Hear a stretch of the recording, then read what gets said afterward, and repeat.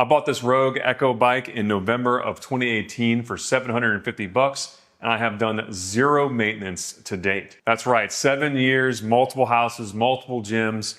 I've ridden it every week, and the thing still rides like the day that I bought it. Today I'll be doing a long-term review of this bike. I'll do my first round of inspections and potentially some maintenance.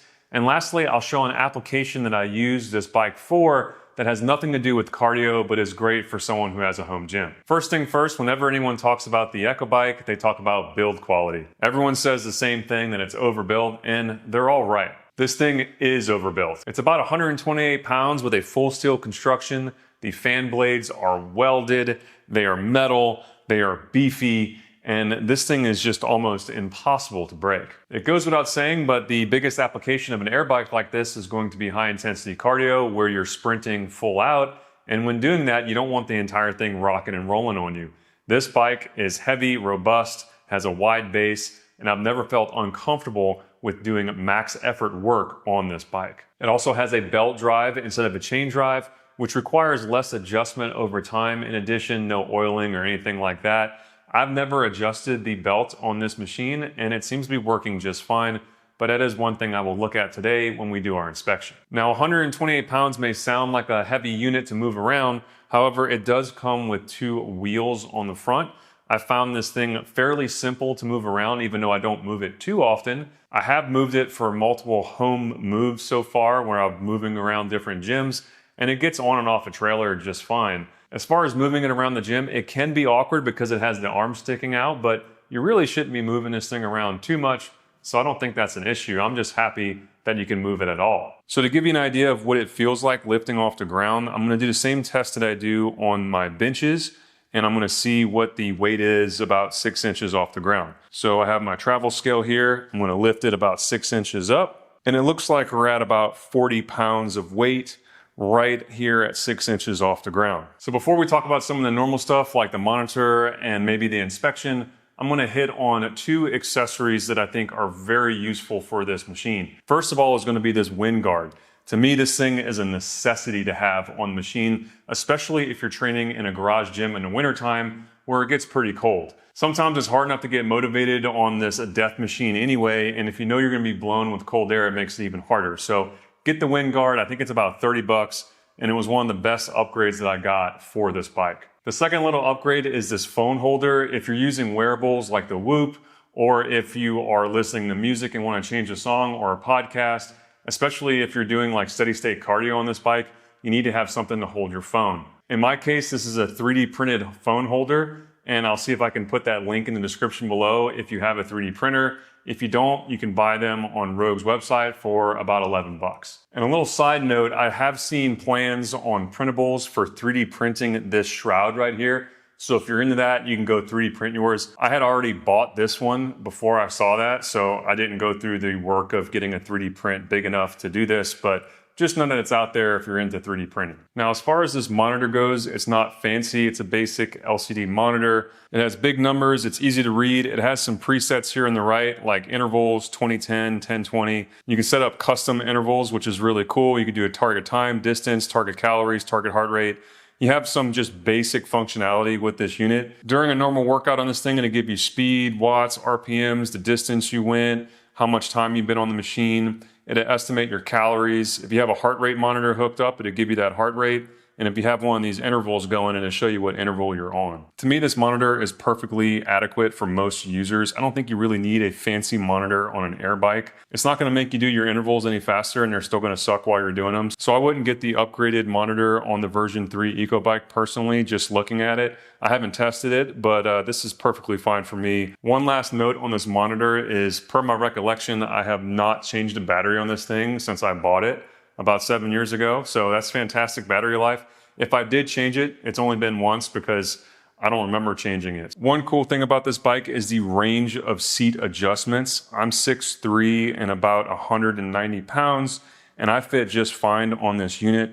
My wife is 5'3" and about 100 pounds, and she also fits fine on this unit. I have it at the 4th position on the post, and I think the 2nd as far as the forward and back of the seat. When she uses it, she brings it all the way bottomed out to the bottom. It has a large range of user adjustability depending on your leg length, your height, your wingspan, and things like that. While we're kind of talking about the seat, I'm going to say that this seat is perfectly fine for HIIT cardio. I wouldn't want to sit on it for long periods of time. I have done steady state cardio on this bike, and after about 20 or 30 minutes, I find this seat to be slightly uncomfortable. I don't know if I'm just not conditioned for long steady state sessions on a bicycle. So some people may not have problems with that, but for me, this is great for HIIT cardio. If I was going to be doing a lot of steady state cardio on this machine, I would think about changing out the seat for something more comfortable. As far as how this seat has held up, I mean, there's no real sign of wear on the seat. I've never had it move on me at all on the seat post. There's a little bit of play in the entire assembly if you don't have these screwed down. So if I loosen these guys up, these pop pins, you'll get a decent amount of play. But whenever you get it set where you want, you just screw these guys in and your seat is rock solid. So I'm very happy with the seat. I wouldn't change a thing. I think these pedals are also very good.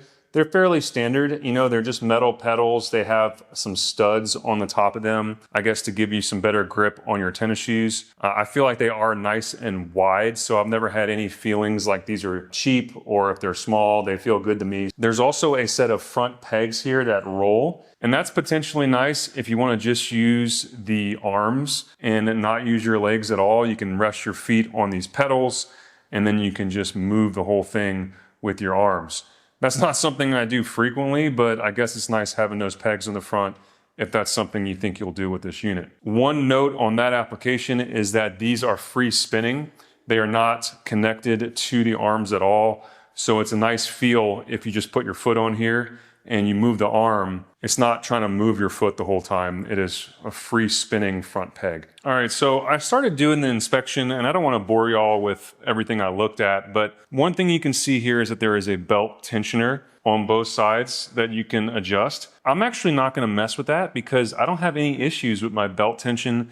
The unit's working just fine from that perspective. One thing I have noticed, however, over the years is a slight amount of play in these upper arms. So you can see there's just a little bit of wiggle when going back and forth.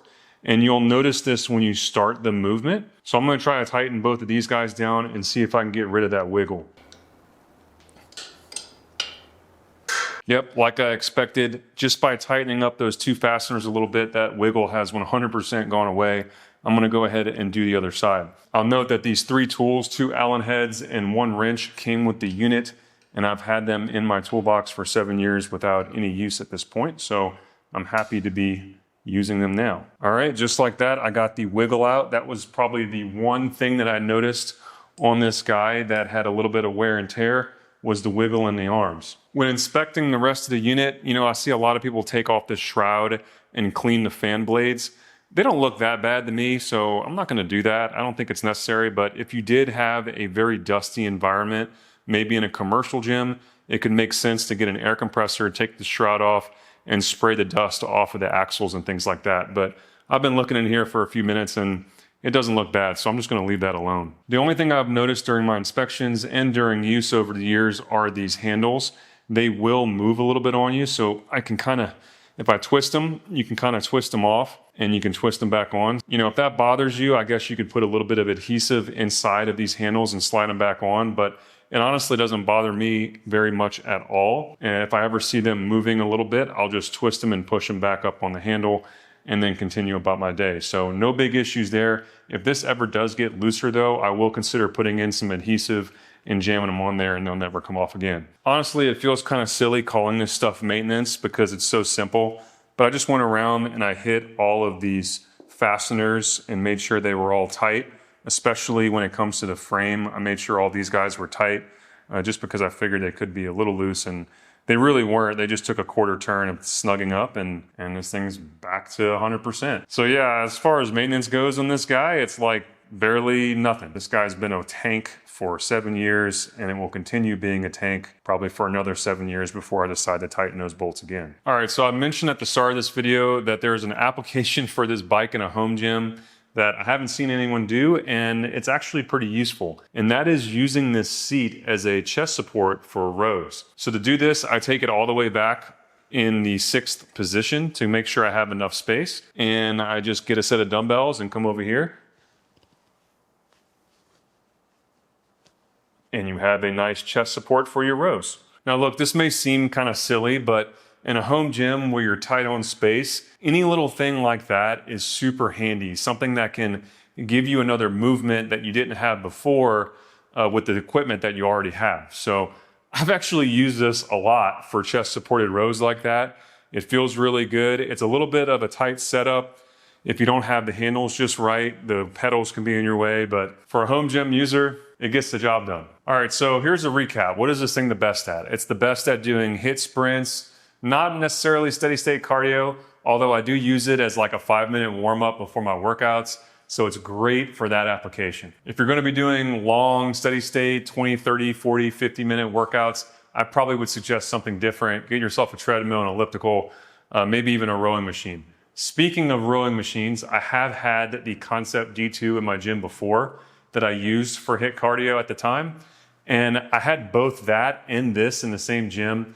And I chose this one over the rower. And the reason is the rower I felt like took a little bit more technical aptitude to be good at. It also had a rest on each stroke.